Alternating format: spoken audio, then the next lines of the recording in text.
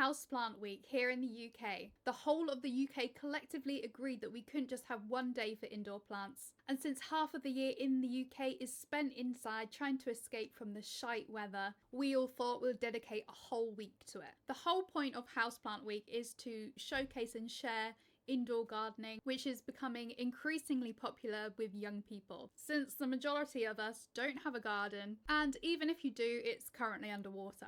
Houseplant Week is meant to be a week where we are showcasing the positive impact of houseplants on our environment and our health, despite most of them actually contributing to that stress.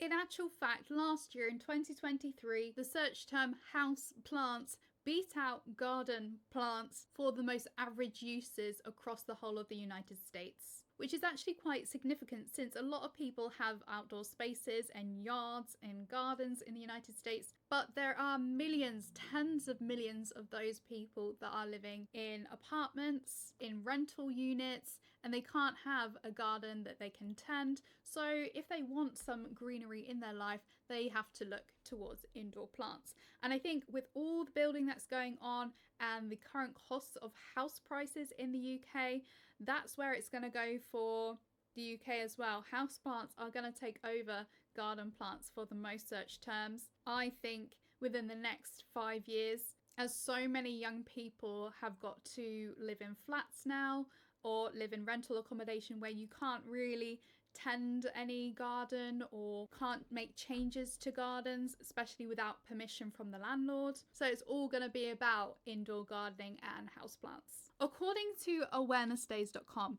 I had no idea this was a thing, but there is a whole website dedicated to like Earth Days, Banana Day, International Geopolitics Day.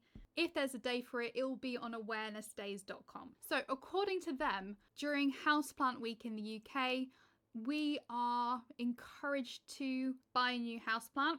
Okay, I can get behind that. Learn about our plants, share plant tips, decorate with plants, join online plant communities, and visit botanical gardens. You know, when I read that, I was like, yeah, this person is a simmer.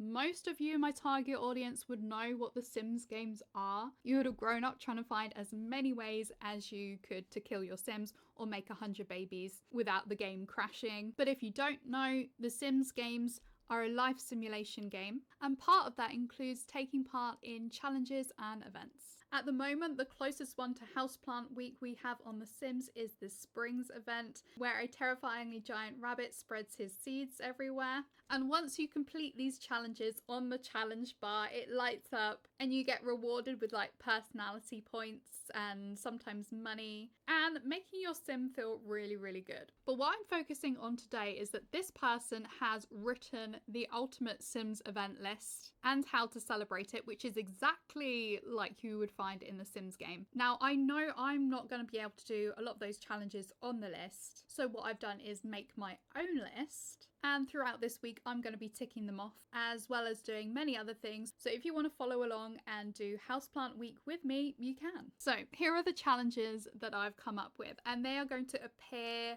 in the corner here, which is where they would appear on the Sims screen. So we've got revive a dying plant, give a plant as a gift, buy plants, and propagate a plant. So that's a pretty easy list, to be honest, and I think most people can do that. Now, unlike in The Sims, that there are no prizes for doing this, but at least you can take part in the spirit of Houseplant Week. And that's all that matters. So happy planting, guys.